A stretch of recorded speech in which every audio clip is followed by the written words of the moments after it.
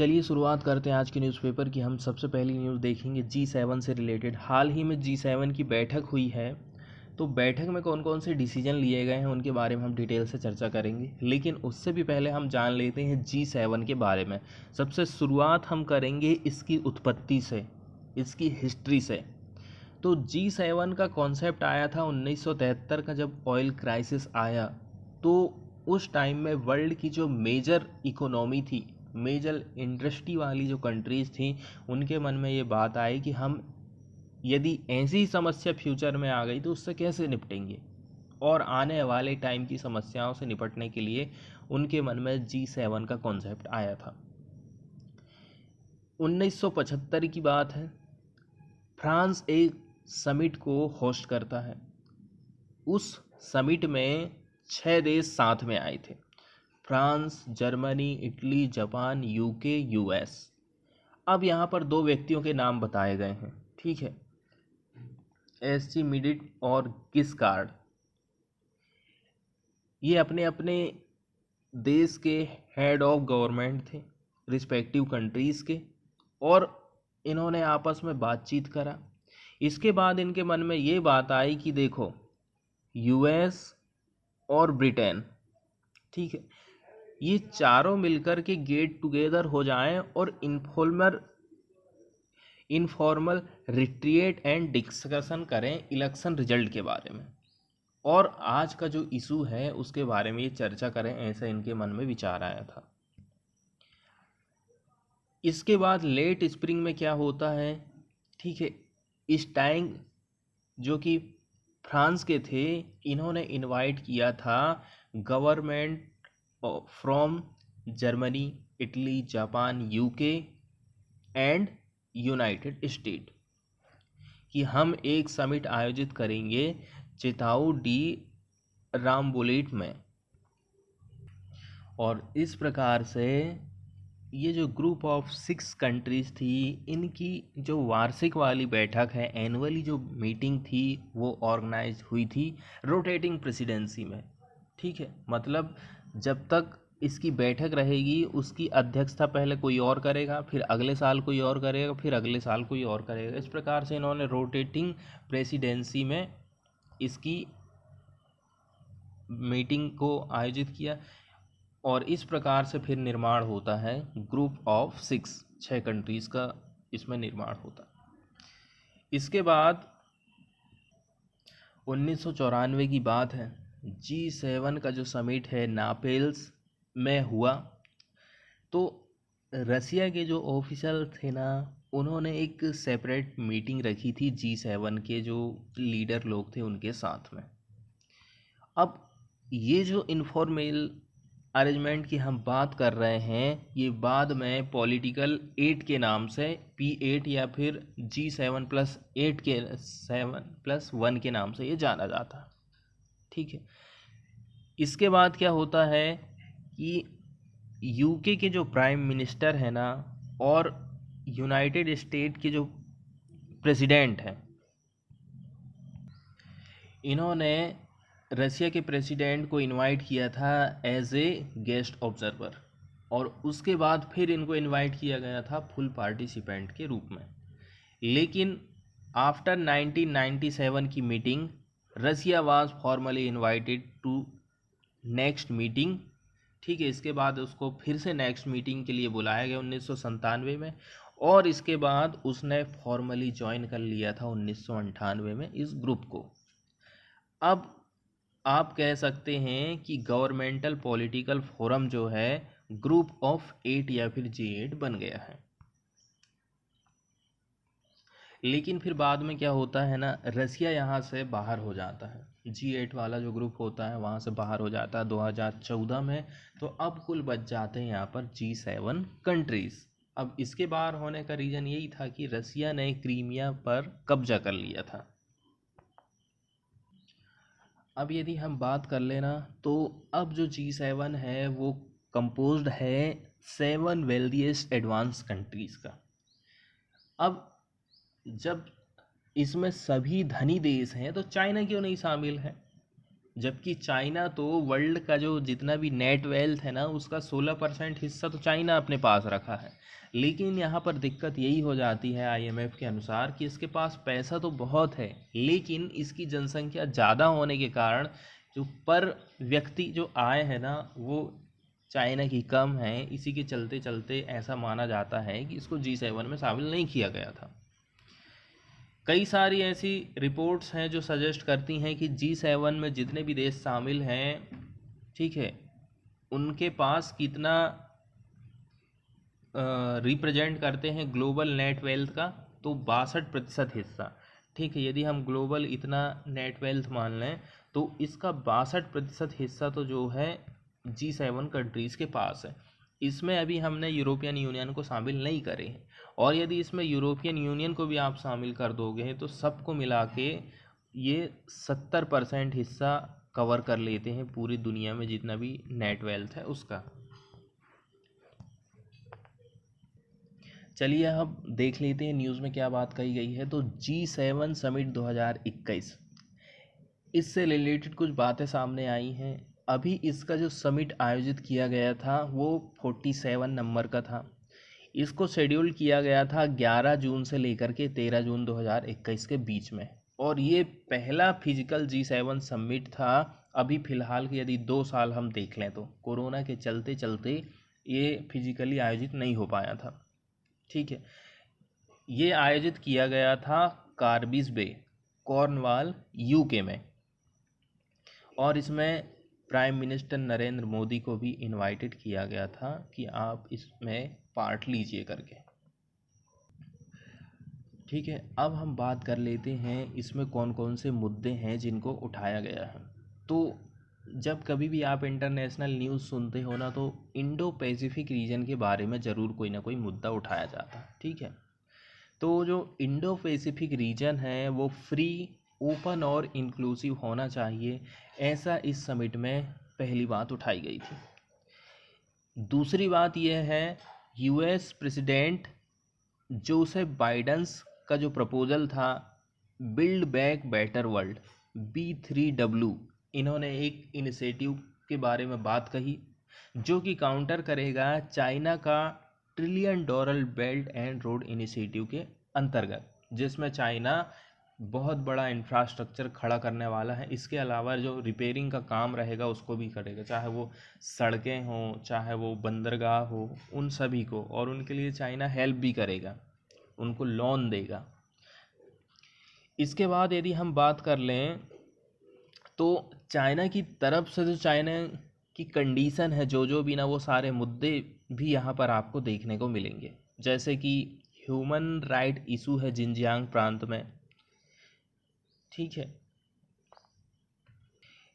इसके अलावा east and जो साउथ चाइना सी है वहाँ पर जो चाइना का एग्रेशन है, ये सारी बातें यहाँ पर हमको देखने को मिलती हैं। ठीक है, इसके अलावा कोरोना से संबंधित कुछ महत्वपूर्ण मुद्दों पर भी बातचीत हुई थी, जैसे कि हमें टाइम टू टाइम ट्रांसपेरेंट तरीके से और expert led and science based WHO convened phase 2 कोविड-19 ओरिजिन, मतलब यहाँ पर फिर से कोविड-19 के ओरिजिन का मुद्दा उठाया गया था कि हम टाइम टू टाइम इसकी जांच करेंगे, जो भी जांच होगी वो ट्रांसपेरेंट तरीके से होगी। ठीक है, और एक्सपर्ट लोग उसमें शामिल रहेंगे, साइंस बेस्ड रहेगी वो जांच। इसके बाद हमारा देश इंडिया और दूसरी तरफ साउथ अफ्रीका, इन्होंने ये प्रपोज़ल लिया था इंटेलेक्चुअल प्रॉपर्टी राइट्स, जिसको ट्रिप्स कहते हैं। ठीक है, इंडिया और साउथ अफ्रीका का ये प्रपोज़ल था कि अभी कोरोना के चलते चलते इनमें जो कॉपीराइट रहता है ना, इंटेलेक्चुअल प्रॉपर्टी राइट्स है, उसको अभी वेव कर दिया जाए कुछ समय के लिए। ठीक है, तो इससे क्या होगा, मान के चलिए फाइजर एक वैक्सीन बना रही है, तो ये अभी उसके पास ये इंटेलेक्चुअल राइट्स है कि केवल वो ही 20 साल तक मान के चलो बना सकती है। लेकिन यदि इसको वेव कर दिया जाता है तो यही वाली जो वैक्सीन है कई सारी कंपनियां बना सकती हैं, ताकि वैक्सीन की जो कमी अभी जा रही है ना वो जाए ना, क्योंकि इंटेलेक्चुअल प्रॉपर्टी राइट्स मिल जाने के बाद किसी भी कंपनी को एक अधिकार हो जाता है। उसने जो मेहनत करी है, अब उसने जो पैसा लगाई है, अब वो तो वसूलेगी, इसलिए उसको इंटेलेक्चुअल प्रॉपर्टी राइट्स मिल जाता है। अब इसके अलावा जैसा कि हम चाइना के बारे में कई बार न्यूज़ सुन चुके हैं कि वो एशिया में किस प्रकार से वैक्सीन को डोनेट कर रहा, तो ठीक G7 की कंट्रीज़ भी चाहती हैं कि हम जो है donating a billion vaccines to poorer countries, ऐसा उनका कहना था। इसके अलावा इस पर भी डिस्कशन हुआ था क्लाइमेट चेंज एक्शन के ऊपर, ठीक है, जो कि COP26। अगली न्यूज़ हम देखने वाले हैं LEC से रिलेटेड। तो LEC की कुछ बेसिक जानकारी है जो हमको होते रहना चाहिए, चीज़ें रिपीट होना चाहिए ताकि वो हमारे माइंड में बनी रहती हैं और हमें याद भी रहती हैं। तो LEC क्या है, एक प्रकार से डिमार्केशन है, मतलब एक प्रकार से सीमा बंदी आप कह सकते हो, जो कि सेपरेट कर रही है हमारे इंडिया को चाइना से। इंडियन कंट्रोल टेरिटरी कहाँ तक है और चाइनीज़ कंट्रोल टेरिटरी कहाँ तक है।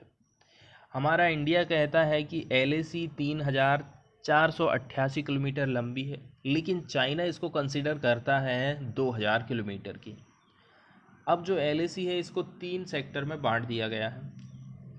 ईस्ट वाला सेक्टर है जो कि पूरे अरुणाचल प्रदेश में फैला हुआ है, अरुणाचल प्रदेश और सिक्किम। इसके बाद वाला आता है मिडिल सेक्टर, जो कि उत्तराखंड और हिमाचल प्रदेश में इसकी सीमा में देखने को मिलती है। और फिर इसके बाद आता है वेस्टर्न सेक्टर, जो कि लद्दाख वाला हिस्सा इसमें आता है। इसके अलावा हमें पेंगोंग त्सो लेक का भी यहाँ पर उल्लेख मिलेगा। तो पेंगोंग त्सो जो लेक है वो कहाँ पर है, लद्दाख में है। देखो, पेंगोंग जो लेक है वो काफ़ी ऊंचाई पर स्थित है। यदि इसकी हाइट देखें तो ऑलमोस्ट 4350 मीटर आती है, जो कि वर्ल्ड की हाईएस्ट साल्ट वाटर लेक के रूप में जानी जाती है। अब इसका पानी ऐसा दिखता है ना जैसे आपने ब्लू कलर की डाई मार दिया हो, और चारों तरफ इसके फिर माउंटेन दिखाई देते हैं। टोटल यदि इसकी एक्सपांडिंग या फिर एक्सटेंडिंग की बात करें तो 160 किलोमीटर में ये फैली हुई है, और 1/3 हिस्सा इंडिया में है इसका, और जो अदर जो 2/3 हिस्सा है ना वो चाइना के अंडर में आता है। पेंगोंग लेक लेह लद्दाख की one of the most famous lake है, ठीक है। इसका जो नाम है वो तिब्बतियन वर्ड से लिया गया है, पेंगांग त्सो। पेंगोंग त्सो इसका मतलब होता है हाई ग्रासलैंड लेक।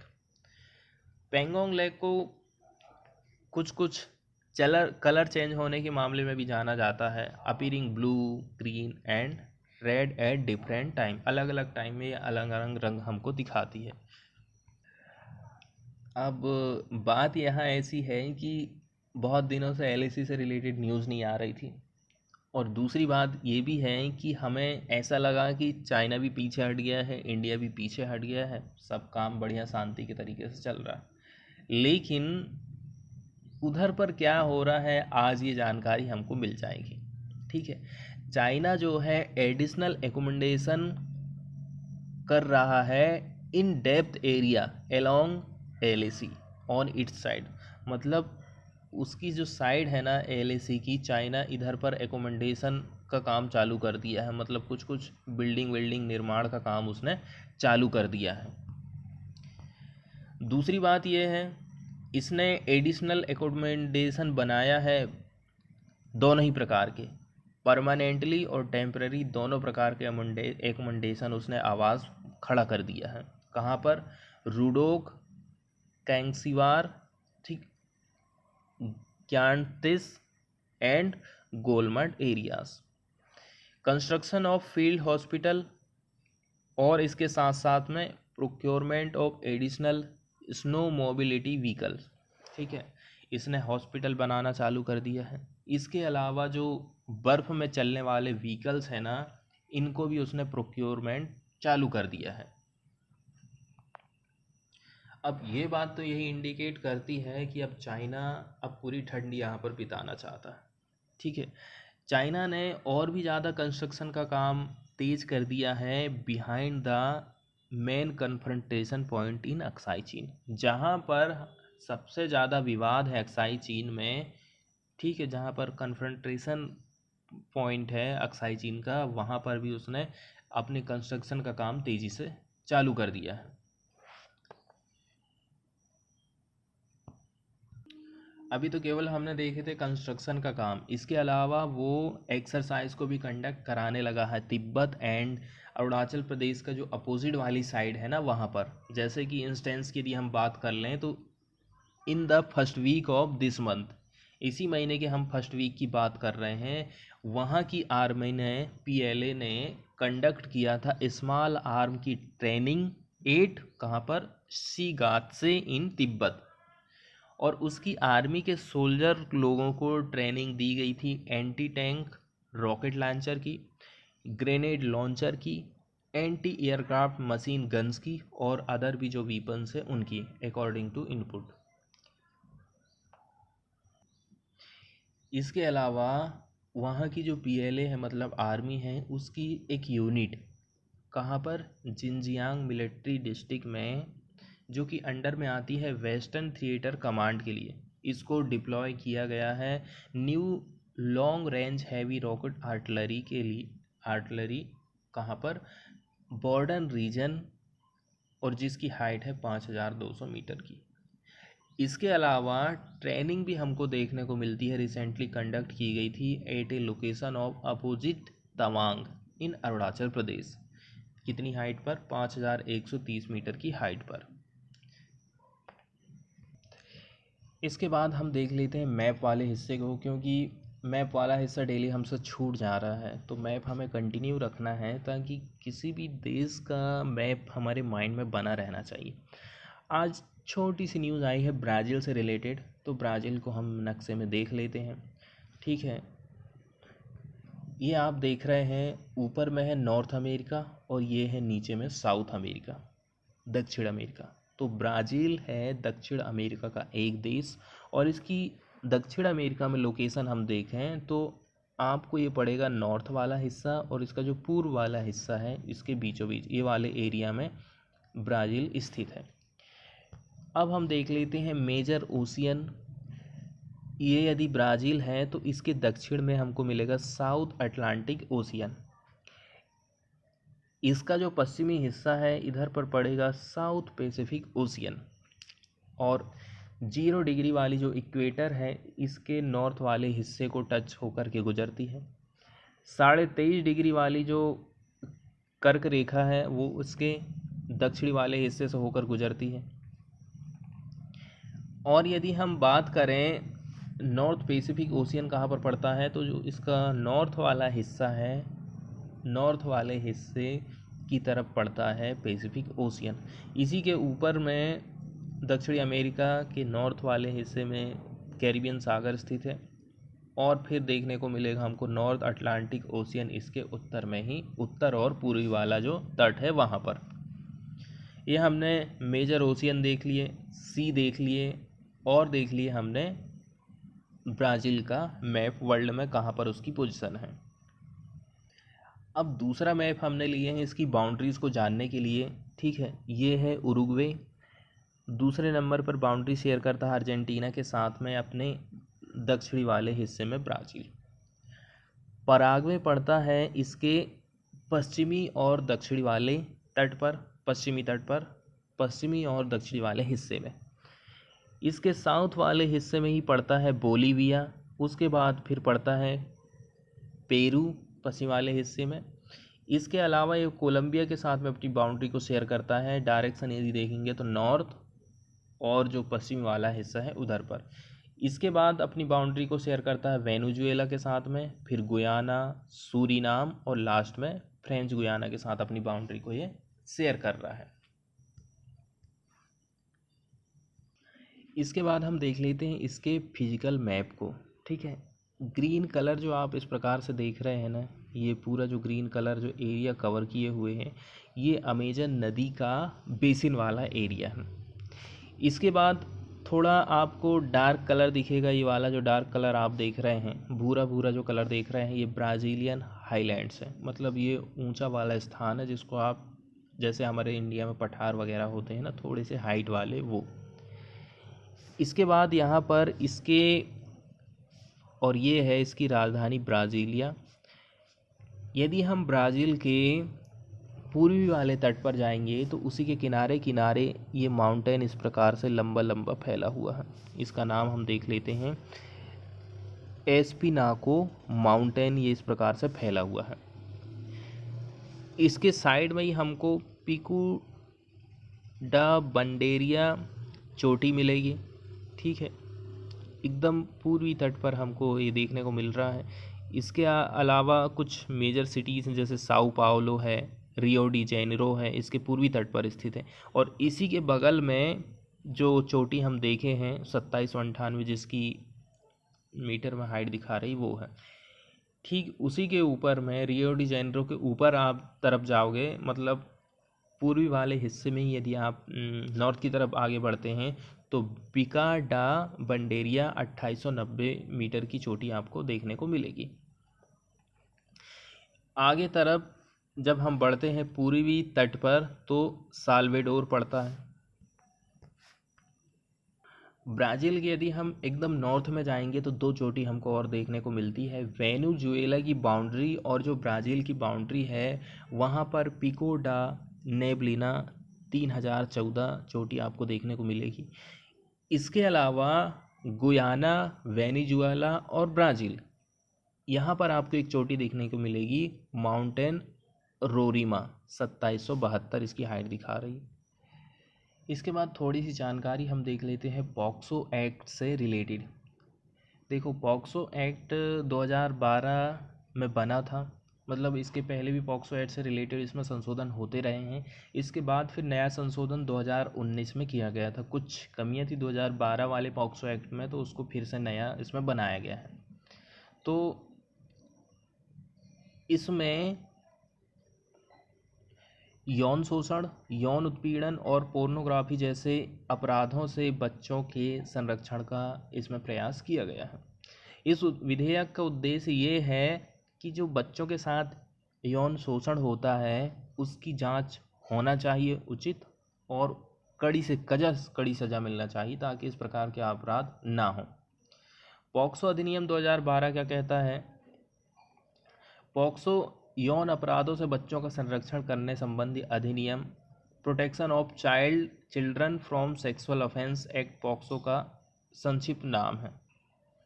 इसके अंतर्गत बच्चों के हित और सुरक्षा का ध्यान रखते हुए बच्चों को इस प्रकार के अपराध, उत्पीड़न, पोर्नोग्राफी से संरक्षण प्रदान करने के लिए लागू किया गया था। इस अधिनियम में बालक का मतलब 18 साल से कम आयु के व्यक्ति के रूप में परिभाषित किया गया है। और इसमें ऐसी विशेषता है कि इसमें जेंडर डिस्क्रिमिनेशन नहीं है। अब हम देख लेते हैं 2019 वाला संशोधन का जो विधेयक आया था 2019 का। ठीक है, इसमें पहला प्रावधान है पेनिट्रेटिव या फिर यौन हमला, पेनिट्रेटिव सेक्सुअल हमला। तो ऐसा यदि कोई व्यक्ति अपराध करता है तो 7 साल से लेकर के आजीवन कारावास की सज़ा हो सकती है, और इस जुर्माने का भी प्रावधान किया गया है। विधेयक में 7 से 10 वर्ष तक की न्यूनतम सज़ा की व्यवस्था की गई है। यदि कोई व्यक्ति 16 साल से कम आयु के बच्चे पर पेनिट्रेटिव यौन हमला करता है तो उसे 20 वर्ष से लेकर आजीवन कारावास तक की सज़ा और जुर्माना भरना पड़ेगा। अब गंभीर पेनिट्रेटिव यौन हमला भी होता है, एग्रीवेटेड पेनिट्रेटिव सेक्सुअल असाल्ट जिसको हम बोलते हैं। तो इसमें ऐसे मामले शामिल हैं जब पुलिस अधिकारी, सशस्त्र सेनाओं के सदस्य या फिर पब्लिक सर्वेंट बच्चे पर पेनिट्रेटिव यौन हमला करें। अब अभी जो हम देखे हैं एग्रीवेटेड सेक्सुअल असाल्ट, इसमें क्या क्या चीज़ आता है? इसमें आता है प्राकृतिक आपदा के दौरान यदि कोई हमला किया जाता है उस टाइम, और दूसरा यदि किसी को जल्दी से यौन परिपक्वता लाना है तो किसी बच्चे को चलते चलते लोग हार्मोन दे देते हैं, कोई दूसरा रासायनिक पदार्थ दे देते हैं या दिलवाते हैं, तो ये सारे अपराध इसी कैटेगरी के अंतर्गत आते हैं। और इसमें कुछ न्यू चीज़ें शामिल की गई जैसे कि पोर्नोग्राफिक सामग्री का स्टोरेज करना। तो यदि कोई व्यक्ति ऐसा काम करता है तो उसको 3 से लेकर के 5 साल तक की सज़ा हो सकती है या फिर जुर्माना या फिर दोनों ही इसमें हो सकते हैं। इसके अलावा विधेयक में बच्चों से रिलेटेड पोर्नोग्राफिक जो सामग्री है उसके स्टोरेज से जुड़े 2 और अपराध को इसमें जोड़ दिए हैं, जैसे कि बच्चों से संबंधित पोर्नोग्राफी सामग्री को नष्ट, डिलीट या फिर रिपोर्ट करने में असफलता, या फिर ऐसी किसी सामग्री को ट्रांसमिट कर रहे हैं, आप प्रचारित कर रहे हो या फिर प्रबंधित मैनेजमेंट कर रहे हो उसका, ठीक है। तो न्यूज़ में ये बात आई थी 42 ईयर की ओल्ड वुमेन को हेल्ड किया गया है फॉर सेक्सुअली असल्टिंग माइनर। इसलिए हम वो जो पॉक्सो एक्ट है ना उसके बारे में देखे थे, क्योंकि इसके ऊपर जो चार्ज लगाया गया है वो यही है, ठीक है। Section 4 and 6 of prevention of children from sexual offences POCSO act, इसमें 377 अननेचुरल सेक्स की भी धारा इनके ऊपर लगाई गई है। इसलिए न्यूज़ हम थोड़ी सी डिस्कस किए थे, आते रहती है न्यूज़ में पॉक्सो एक्ट। तो इसके बाद वाली न्यूज़ हम देखने वाले हैं वर्ल्ड की लार्जेस्ट फैमिली, ठीक है। तो इनकी डेथ हो गई है, इसी से रिलेटेड एक न्यूज़ आई है, तो इसको हम देख लेते हैं। अब जो व्यक्ति की डेथ हुई है उनके बारे में ये बताया जाता है, उनका नाम है चना।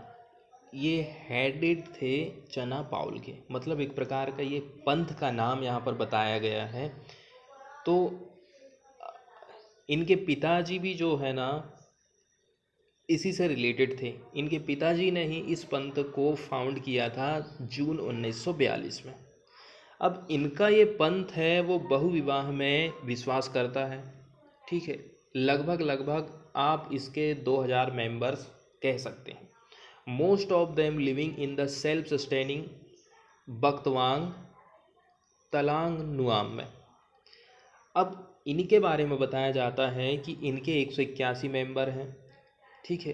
एक ही छत के नीचे ये लोग रह रहे हैं। 39 इनकी पत्नियां हैं, 94 इनके बच्चे थे और 39 grand children and 1 great grand child. इतना ही बड़ा इनका परिवार था। तो इनकी डेथ हो गई है। इनकी एज बताई जा रही है 76 और इनके नाम पर वर्ल्ड का रिकॉर्ड था वर्ल्ड का लार्जेस्ट फैमिली के रूप में, ठीक है। जियोन चना ये पैट्रियार्क थे क्रिश्चियन पंथ के। इसके बाद वाली न्यूज़ हम देखने वाले हैं अंडमान एंड निकोबार से। तो ट्री ऑफ कॉफ़ी फैमिली को यहाँ पर डिस्कवर किया गया है, उसी से रिलेटेड ये न्यूज़ आई है। Pyrostria lalji is the first record of genus Pyrostria in India, ठीक है। इसका यहाँ पर नाम लिखा गया है और यहाँ पर जीनस के बारे में भी बताया गया है कि ये किस जीनस की कैटेगरी में आती, मतलब क्या इसकी जाति है। और ये कॉफ़ी की ही एक प्रकार से ट्री माना जाता है। देखो कल भी हमने जीनस वर्ड यूज़ किया था, आज भी हम जीनस वर्ड यूज़ कर रहे हैं। इसको थोड़ा सा डिटेल में हम देख लेते हैं। तो एक group into which animal, plant, ये सारी चीज़ें इसमें शामिल होती हैं। इन लोगों का ये समूह होता है और इनकी एक ख़ास विशेषता रहती है कि सभी के कैरेक्टरिस्टिक जो रहते हैं सेम रहते हैं, सभी की लक्षण समान रहती हैं, विशेषताएं एक सी रहती हैं, ठीक है। और ध्यान ये रखना है जिसको डिवाइड किया जा इस प्रकार से इसका वर्ग हो गया जो कि फैमिली से छोटा रहता है और स्पीसीज मतलब जाति से बड़ा होता है, जिसको हम जीनस या फिर वंश या फिर प्रजाति कहते हैं। अब हम बात कर लेते हैं इस न्यूज़ में क्या क्या बातें कही गई हैं। तो एक ऐसा ट्री जो कि बिलोंग करता है कॉफ़ी फैमिली के वंश से, रिसेंटली इसको डिस्कवर किया गया है अंडमान आइसलैंड में और इसमें शामिल थे इंडिया की टीम और फिलीपींस की टीम। ये जो न्यू प्रजाति है उसका नाम रख दिया गया है पायरोस्त्रिया लालजी। इस प्रकार से जो खोजी गई फर्स्ट है इस मामले में, जो वंश है पायरोस्ट्रिया जो हमारे इंडिया में पाया जाता है ना उसका ये पहला एग्जाम्पल हमको देखने को यहाँ पर मिला है। नॉर्मली ऐसा माना जाता है ये जो प्लांट है वो बिलोंगिंग करता है जीनस पायरोस्ट्रिया, और नॉर्मली अज्यूजली मतलब साधारणतः हमको मिलता है मेडागास्कर पे, लेकिन इसको रिसेंटली डिस्कवर किया गया है हमारे यहाँ पर। ठीक है, इसके बारे में कुछ बातें बताई जाती हैं, जैसे कि इसका जो स्टेम है वो वाइटिश कोटिंग लिए हुए है, उसका जो ट्रंक है उस पर के। इसके अलावा यदि इसकी पत्तियां देखेंगे ना हम, तो कांटेदार बेस वाली होती हैं, और इसको फर्स्टली रिपोर्टेड किया गया था वेंडूर फॉरेस्ट इन साउथ अंडमान में। अब यदि हम दूसरी जगह की बात करें तो वो अंडमान एंड निकोबार आइसलैंड, जहाँ पर ट्री कुड बी लोकेटेड, वो कौन सी जगह है? Tirur forest near the Jarawa reserve forest and चिड़िया टापू, जिसको मुंडा पहाड़ फॉरेस्ट भी कहा जाता है। यहाँ पर भी इसकी संख्या हमको देखने को मिली है। अब हम इसका IUCN स्टेटस देखें ना, तो ये कैटेगरी की जो प्रजाति है वो कैटेगरली इंडेंजर्ड में आती है, International Union for Conservation of Nature's Red List criteria के अंतर्गत। आगे इसकी कुछ खास विशेषताएं बताई जाती, जैसे इसका जो फूल रहता है ना, फूल की जो छतरी रहती है उसमें आपको 8 से लेकर के 12 फ्लावर्स देखने को मिल जाते हैं। इसके अलावा इन्होंने एक पोकी वीड ट्रीज़ है उसको भी खोज किया है, तो ठीक है। और इनका ये कहना है कि इसको हमने नाम रखा है रिवीना अंडमानेसिस। आगे इनका कहना है कि इसको फाउंड किया गया था कहाँ पर ग्रो होते हुए? लार्ज ट्रीज़ के अंडर में, शेडेड एंड रॉकी एरिया में, along with herb and shrub plant, यहाँ पर ये पाया जाता है। पोकी वीट का हम पिक्चर देख लेते हैं। ये पिक्चर देख रहे हैं ना आप, इसके फल है पोकी वीट के, और ये इसकी छोटी छोटी झाड़ियों के रूप में हमको दिखाई दे रहा है ये वाले पिक्चर में, और इसमें इसके फल देखने को मिले हैं। देखो आगे यदि हम बात करें ना कि ये जो पोकी वीड है ये किस फैमिली के अंतर्गत आती है, तो यहाँ पर इसका नाम लिखाना हुआ है पेटीवरेकाई, इसकी ये फैमिली का नाम बताया जा रहा है। तो दो चीज़ों की यहाँ पर खोज की गई है, इनका नाम हमें याद रखना है, कौन सी जगह पर ये खोजी गई हैं, क्या क्या इनकी खासियत है।